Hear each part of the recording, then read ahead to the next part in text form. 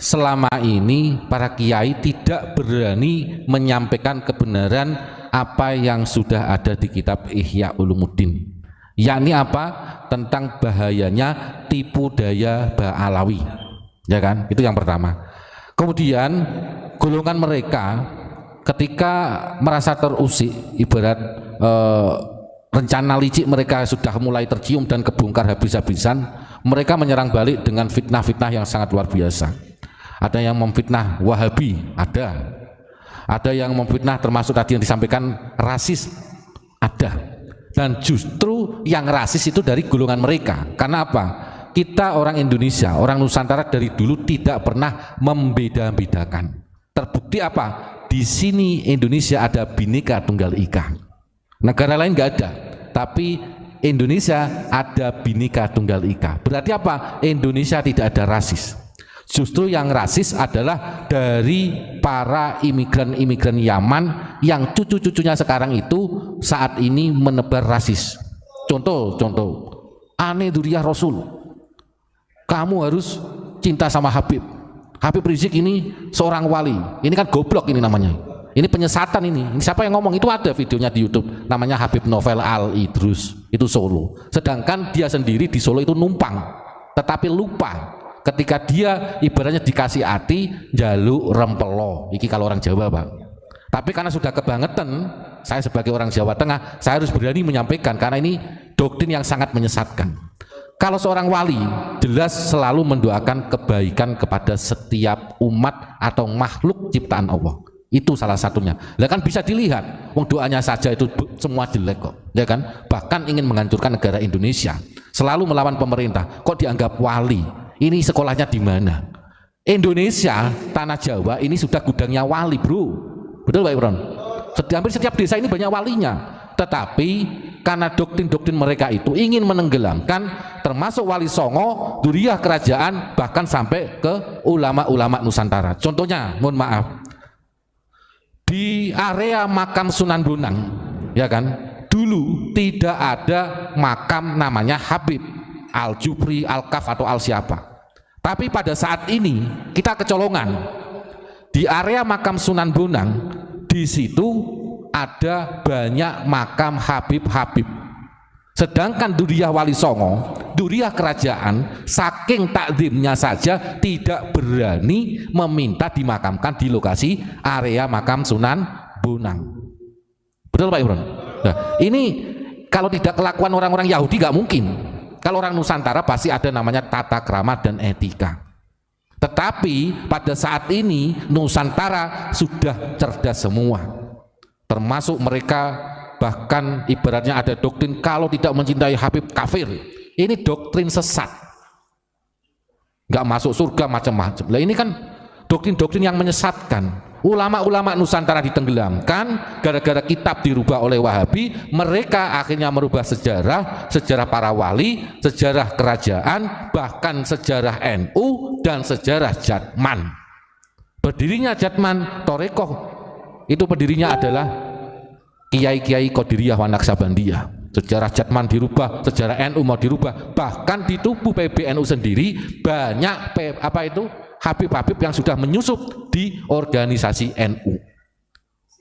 Sedangkan muassis NU itu tidak ada yang namanya Habib. Bahkan mereka membuat tandingan 1926 berdirilah NU tanggal 31 Januari, maka 1928 mereka membuat tandingan, ya kan, yang didukung oleh Belanda pada saat itu, yakni namanya Robitoh Alawiyah. Kok sekarang ada doktrin antara kiai dan Habib tidak bisa dipisahkan dari dulu? Ketemunya di mana? Mereka justru malah memisahkan diri. Tapi pada saat ini mereka menyusup, mulai ranting, ya kan, MBC, PCNU, PBNU sampai PBNU, ya kan, ada yang muhtasar posisinya macam-macam. Ini NU mau dihancurkan oleh orang-orang tersebut. Kita pada saat ini harus sadar dan berani menyampaikan kebenaran karena ini kaitannya keselamatan negara kesatuan Republik Indonesia. Mereka sudah berani terang-terangan menghina para kiai, menenggelamkan para pahlawan, para alim ulama, dan bahkan mengakui Indonesia milik Tarim, Jawa milik Tarim. Ini kan kurang ajar Pak Imron. Kalau dibahas ini memang sampai pagi sampai subuh pun tidak akan pernah selesai Pak Imron. Nah gimana Pak Imron? ini terspesial buat Kang Ridwan. Setuju ndak kalau Indonesia atau khususnya Pulau Jawa ini miliknya Tarim? Tolong Kang Ridwan 212 jawab di kolom chat. Indonesia atau Pulau Jawa ini miliknya Tarim. Setuju nggak sampean? Kalau sampean setuju berarti sampean bukan keturunan dari Nusantara. Ya. Berarti sampean sendiri punya iktikat untuk menenggelamkan daripada leluhur panjenengan sendiri. Jangan-jangan nanti Ki Ageng Grebek diganti juga namanya. Ini yang sudah terjadi seperti Ki Ageng Penanggungan diganti. Kenapa kita diam? Nah ini tolong Kang Ridwan kalau masih station dijawab di kolom chat ini. Setuju ndak kalau Indonesia atau Pulau Jawa ini diakui miliknya Tarim? Dijawab. Jangan bisa mengkritisi, tapi saya juga bisa mengkritisi daripada apa yang Anda lakukan. Artinya apa? Kita berusaha jangan sampai leluhur kita ditenggelamkan oleh orang-orang yang mempunyai kepentingan untuk merusak daripada Indonesia ini. Kalau jenengan nggak berani jawab berarti jenengan mengakui bahwasanya Indonesia miliknya Tarim ini salah, Jawa ini miliknya Tarim salah. Kalau jenengan nggak berani jawab, kalau berani jawab hebat.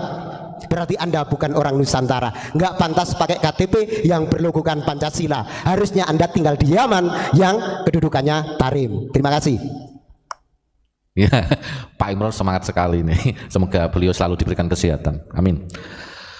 Selain itu Pak Imron, ada doktrin lagi bahwasanya mereka menyampaikan bahwasanya Indonesia Wali Songo dari Yaman. Kenapa? Sekitar 2 tahun yang lalu kalau nggak salah, saya masih ingat di Sunan Ampel, karena di situ mengundang Habib ya. Beliau menyampaikan, Habib tersebut itu menyampaikan bahwasanya Sunan Ampel ini dari Yaman. Makanya sekarang termasuk kejadian di area makam Eyang Sunan Bonang ini, Habib-habib itu sudah berani, sudah tidak punya etika, berani dimakamkan di area Sunan Bonang. Ini bisa dicek yang jenengan sering ziarah Wali Songo, kalau di Tuban monggo ziarah ke makamnya Sunan Bonang. Di situ ada makam-makam Habib, sudah banyak di situ. Nah ini kami sebagai Dzurriyyah Wali Songo kalau bisa secepatnya dibongkar itu makam Habib-habib, kurang ajar itu. Ya mungkin terima kasih, saya agak terima kasih. Ya nanti biar disambung lagi Pak. Masih lagi ya tuh ya Allah.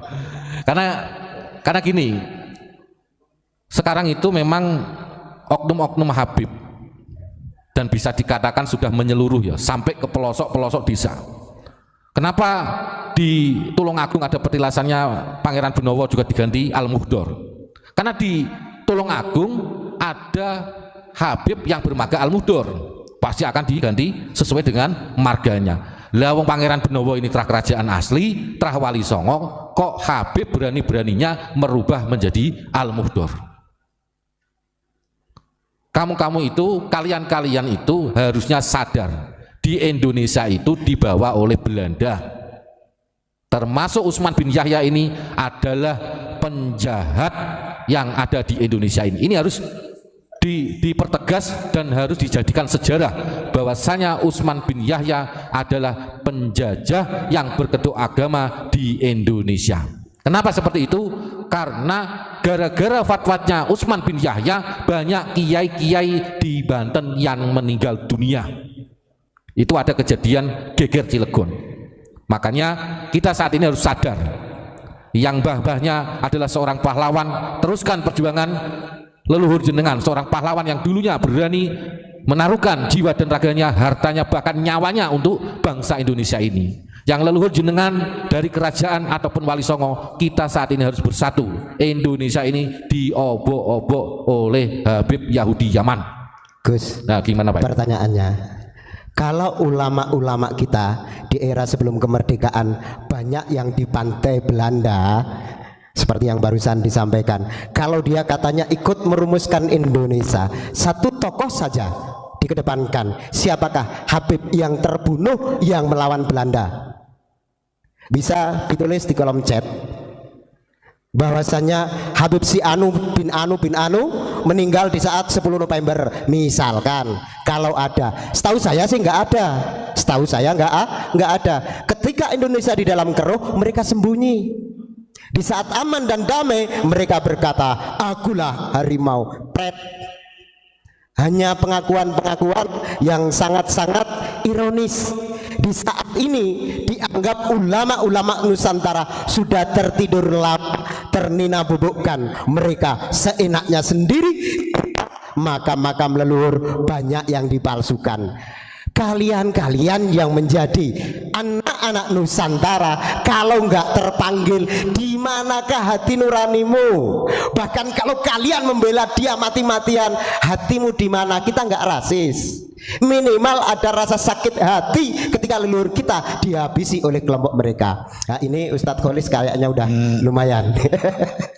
Tadi saya nyimak bahasanya Pak Imron kan, tolong sebutkan satu nama Habib yang terbunuh ketika 10 November. Itu kan melawan Belanda ya Pak? Iya. Nah, bagaimana mau terbunuh?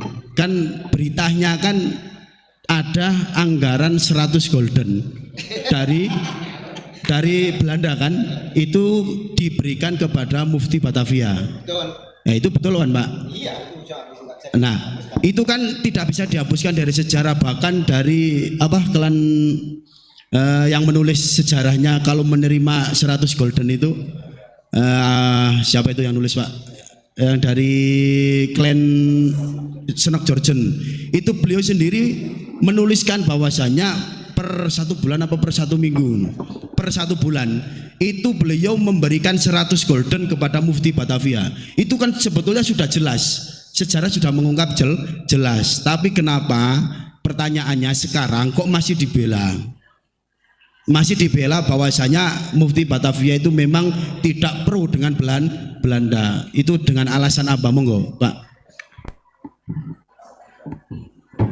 Ini kalau di dalam sejarah mereka yang menyampaikan bahwasanya Utsman bin Yahya itu diangkat oleh para ulama Indonesia. Pret. Kenapa? Karena yang mengusulkan untuk mengangkat menjadi Mufti Batavia yaitu Senok Jorjen kepada pihak Belanda. Artinya Utsman bin Yahya diangkat menjadi Mufti Batavia itu tidak ada campur tangan daripada ulama-ulama Nusantara.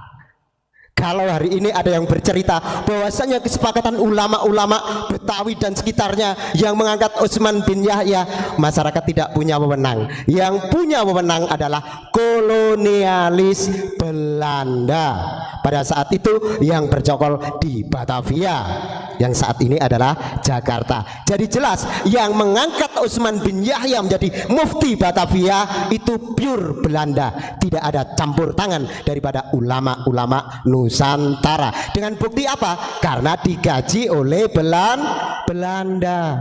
Kalau ulama-ulama kita terdahulu nggak ada gajian per bulan,